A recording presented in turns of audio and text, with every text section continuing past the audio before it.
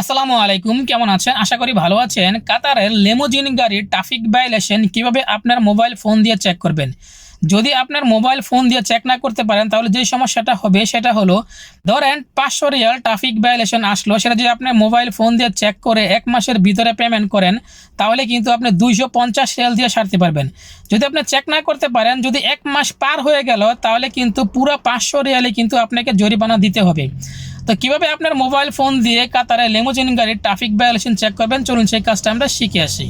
ওকে, চলে আসলাম মোবাইল স্ক্রিনে আসার পর যেহেতু আমরা কাতারের লিমুজিন গাড়ির ট্রাফিক ভায়োলেশন চেক করব, এই জন্য যেটা করব সেটা হলো আপনাদের মোবাইলে গুগল ক্রোম বাজারে ক্লিক করে দিবেন। তো আমি ক্লিক করে দিলাম গুগল ক্রোম বাজারে। এখানে আসার পর এখানে দেখতে পাচ্ছেন সার্চ বক্স, এখানে লিখবেন কাতার ট্রাফিক ভায়োলেশন লেখার পর সার্চ বক্সে একটা ক্লিক করে দিবেন। ক্লিক করে দেওয়ার পর এখান থেকে যাবে আরেকটা ইন্টার পেজে, এখানে দেখতে পাচ্ছেন মুই ট্রাফিক ভায়োলেশন চেক, জাস্ট এই লেখার উপর একটা ক্লিক করে দিবেন। এই লেখার উপর ক্লিক করে দেওয়ার পর এখান থেকে যাবে আরেকটা ইন্টার পেজে, এখানে আসার পর এখানে দেখতে পাচ্ছেন যে ট্রাফিক ভায়োলেশন, জাস্ট এই লেখার উপর একটা ক্লিক করে দিবেন। এই লেখার উপর ক্লিক করে দেওয়ার পর এখান থেকে যাবে আরেকটা ইন্টার পেজে, এখানে আসার পর এখানে দেখতে পাচ্ছেন যে প্রাইভেট ভেহিকল, জাস্ট এখানে একটা ক্লিক করে দিবেন। যেহেতু আমাদের গাড়িটা লিমুজিন, এই জন্য আমরা লিমুজিনটা খুঁজে বার করবো এখান থেকে। তো নিচে দেখতে পাচ্ছেন যে লিমুজিন লেখা আছে, জাস্ট এখানে টিকমার্ক করে দিবেন। এখানে টিকমার্ক করে দেওয়ার পর এখানে দেখতে পাচ্ছেন যে প্লিজ ইন্টার ভেহিকল নাম্বার, অর্থাৎ আপনার গাড়ির যে নাম্বার প্লেটটা আছে সেই নাম্বার প্লেটের নাম্বারটা এখানে বসিয়ে দিবেন।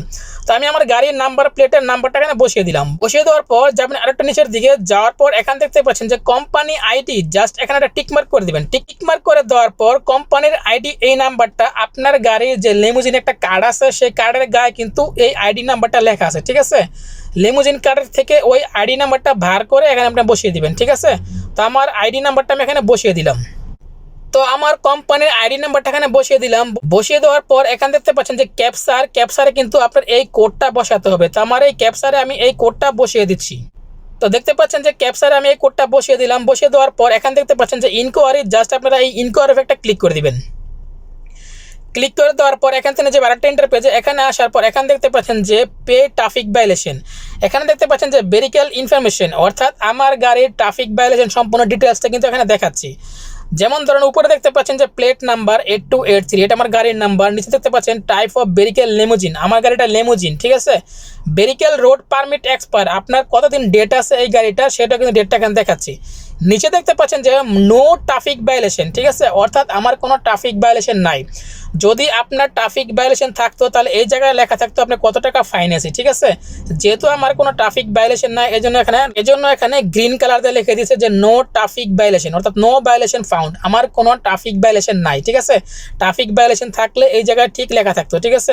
তো এভাবে করে চাইলে আপনার লিমুজিন গাড়ির ট্রাফিক ভায়োলেশনটা খুব সহজে কিন্তু চেক করে নিতে পারেন। ধন্যবাদ সবাইকে।